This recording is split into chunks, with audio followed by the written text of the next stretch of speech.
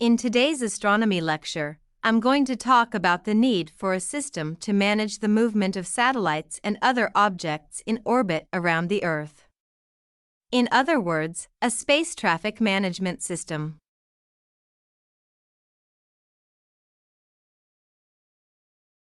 We already have effective air traffic control systems that are used internationally to ensure that planes navigate our skies safely.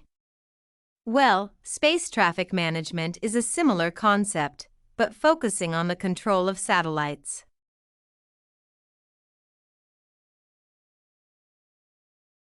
The aim of such a system would be to prevent the danger of collisions in space between the objects in orbit around the Earth.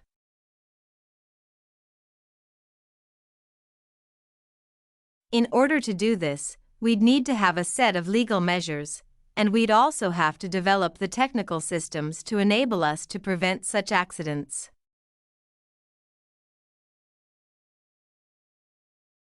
But unfortunately, at present we don't actually have a space traffic management system that works. So why not? What are the problems in developing such a system?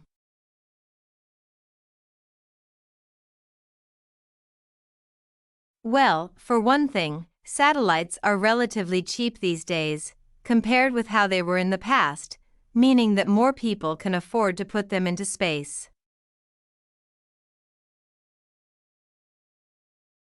So there's a lot more of them out there, and people aren't just launching single satellites but whole constellations, consisting of thousands of them designed to work together.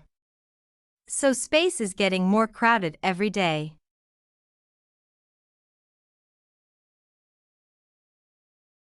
But in spite of this, one thing you may be surprised to learn is that you can launch a satellite into space and, once it's out there, it doesn't have to send back any information to Earth to allow its identification.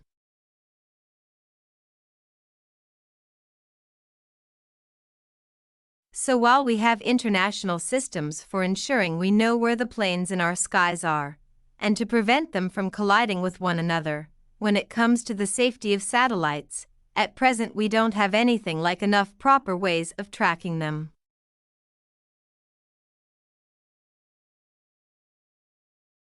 And it isn't just entire satellites that we need to consider.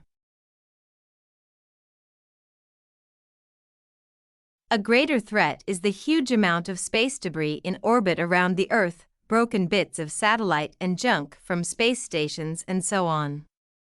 And some of these are so small that they can be very hard to identify, but they can still be very dangerous.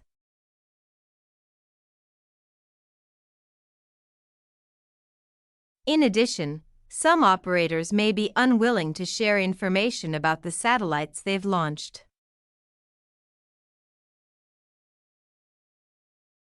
For example, a satellite may be designed for military purposes, or it may have been launched for commercial reasons, and the operators don't want competitors to have information about it.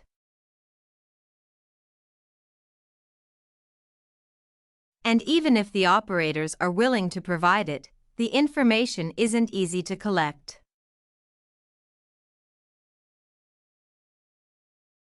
Details are needed about the object itself, as well as about its location at a particular time. And remember that a satellite isn't very big, and it's likely to be moving at thousands of kilometers an hour.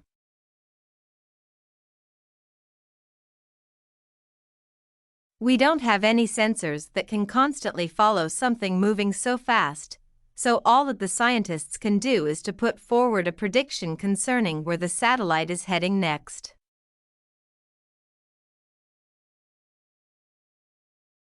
So those are some of the problems that we're facing. Let's consider now some of the solutions that have been suggested. One key issue is the way in which information is dealt with. We need more information, but it also needs to be accessible at a global level, so we need to establish shared standards that we can all agree on for the way in which this information is presented.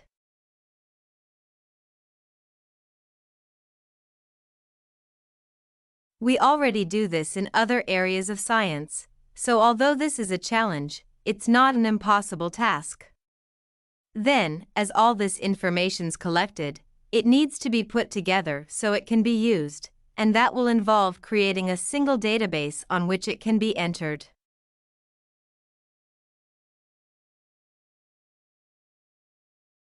As we continue to push forward new developments, congestion of the space environment is only going to increase.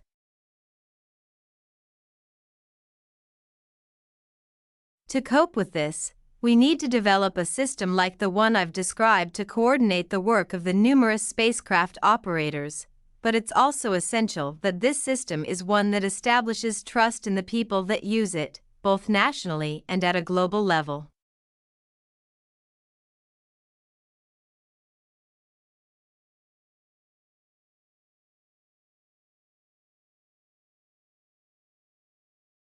The person I've chosen to talk about is the French writer Victor Hugo. Many people have heard of him because his novel, Les Miserables, which he wrote in 1862, is famous around the world.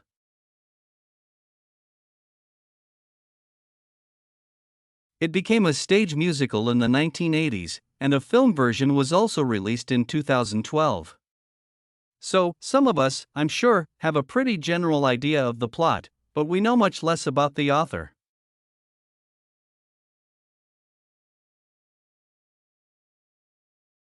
Today, I'm going to provide a little more insight into this talented man, and I'm going to talk particularly about the home he had on the island of Guernsey in the British Channel Islands.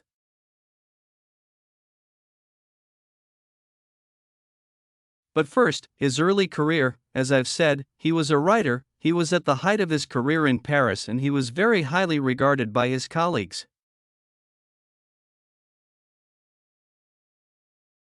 As far as literature was concerned, he was the leading figure of the Romantic movement.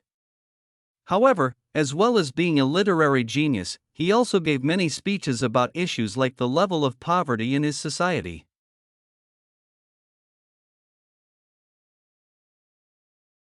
He felt very strongly about this and about other areas where change was needed, like education.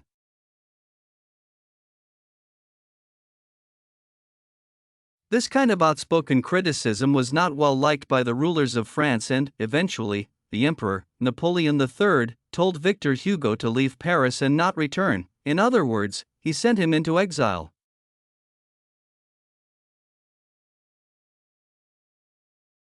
So Victor Hugo was forced to reside in other parts of Europe. Guernsey was actually his third place of exile, and he landed there in 1855. He produced a lot while on Guernsey, including Les Miserables, and to do this, he had to spend a great deal of time in the home that he had there.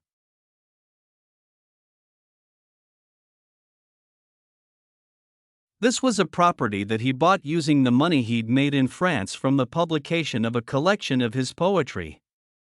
It was the only property he ever owned, and he was very proud of it.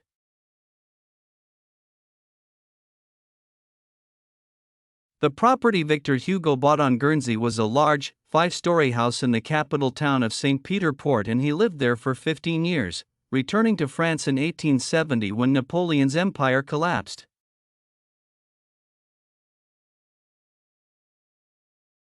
He decorated and furnished each level, or floor, of the house in unique and wonderful ways, and many people consider the inside of the house to be a work of art. Today it's a museum that attracts 200,000 visitors a year.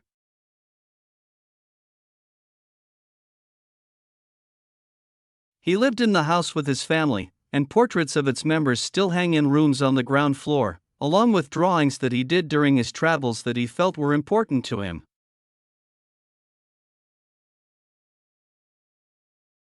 In other ground floor rooms, there are huge tapestries that he would have designed and loved. The walls are covered in dark wood paneling that Victor Hugo created himself using wooden furniture that he bought in the market.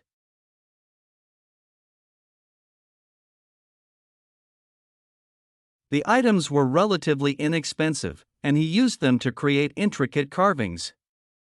They gave an atmosphere on the lower level that was shadowy and rather solemn. On the next level of the house there are two impressive lounges, where he entertained his guests. One lounge has entirely red furnishings, such as sofas and wall coverings, and the other blue.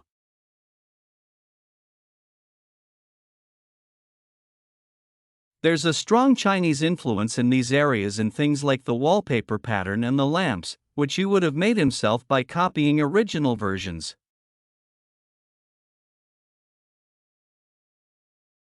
His library, where he left many of his favorite books, forms the hallway to the third floor and was a comfortable area where he could relax and enjoy his afternoons.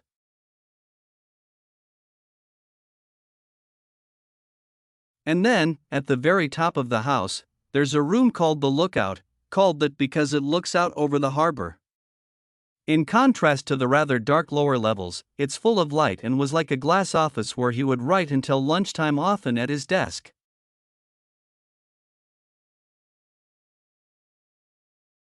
So, Victor Hugo was a man of many talents, but he was also true to his values.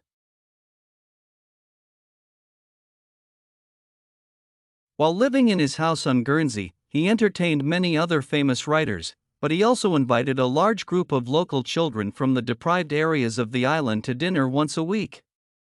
What's more, he served them their food, which was an extraordinary gesture for the time period.